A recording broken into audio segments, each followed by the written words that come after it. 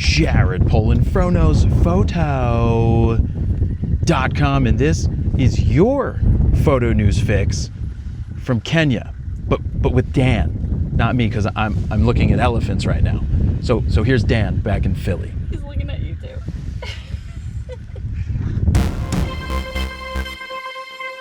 Hi, it's me, Dan. What's your name?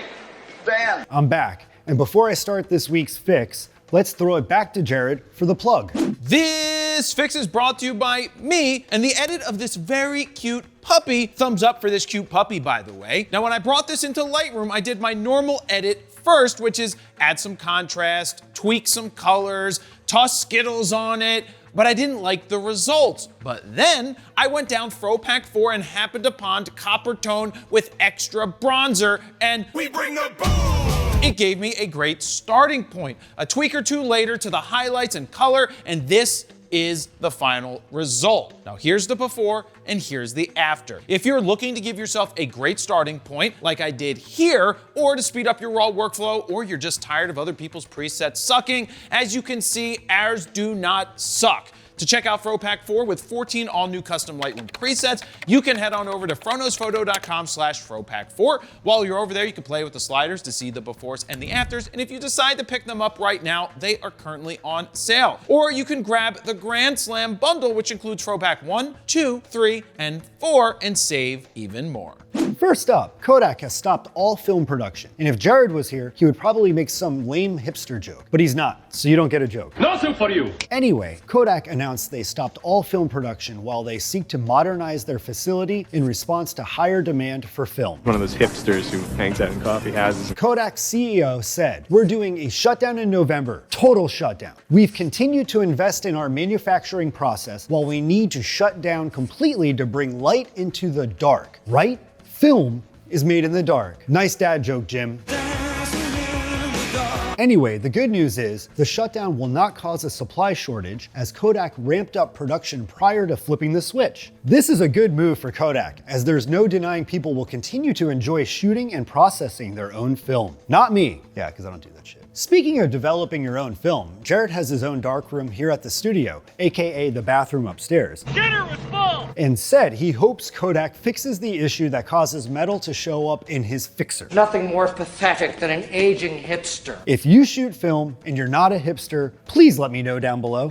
Next up, Canon rumors is claiming someone got drunk on Thanksgiving. No shit. Of course somebody got drunk on Thanksgiving. Someone from Canon got drunk at Thanksgiving dinner and might have spilled the beans about a future global shutter Canon camera. Now, for those who didn't know, Canon did offer a global shutter sensor camera all the way back in 2016, when I was like 12, but that one cost $40,000, and Jared doesn't pay me enough to own that. Bummer. We all know that Sony beat Canon to the punch with their A9 III, which made people question whether or not the R1 or the R5 Mark II might be global, which they weren't. When Canon was asked about going global, they said something along the lines of they weren't happy with the image quality performance and the cost to manufacture was prohibitive. Well, Canon Rumors says their source claims that Canon is indeed planning to release a global shutter camera in later 2025 at the earliest. When will then be now? On top of that, they claimed it will come in a potentially high volume camera. What could Canon consider high volume? Crop sensor or inexpensive full frame? Could it be something like an R50, an R7, or maybe even a full frame R8? And what would be the possible benefits to a global shutter sensor in a cheaper crop sensor body?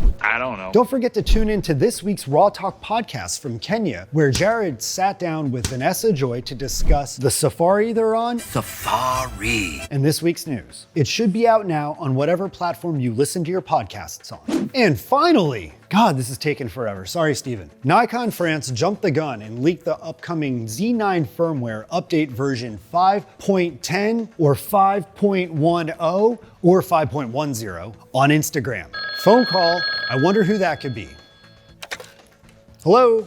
Oh, it's Francois with Nikon PR Paris. What's that? I don't speak French. I can't understand you. Au revoir. Man, I wish Jared was here to do some fake French accent and rip on this, but he's not. You're stuck with me. We invented democracy, existentialism, and Speaking of me, if you want more of Dan in your life, please comment more Dan down below. I'm a Dapper Dan man. Now, back to the major firmware update. The leak says, Nikon Z9 set disponible. Les incompétents. Now in English, the Z9 will get new features for professional video recording, a new shutter mode. Please be more cat shutter sounds. I love cats. Color change options for zebra pattern display and more customization options for information display. Blah, blah, blah. So basically it updates nothing of importance. Whoa, whoa, whoa. Don't shoot the messenger. I just read what's on the prompter. I didn't write it. This guy did. And there you have it. That's your photo news fix this time around. Jared should be back next week, barring any wild animal attacks, which I hope doesn't happen, because if it does happen, I'm out of a job, unless Steven takes over. Anyways, let's wrap this one up. I'm Daniel Harwich, your photo news fix editor. See you next time.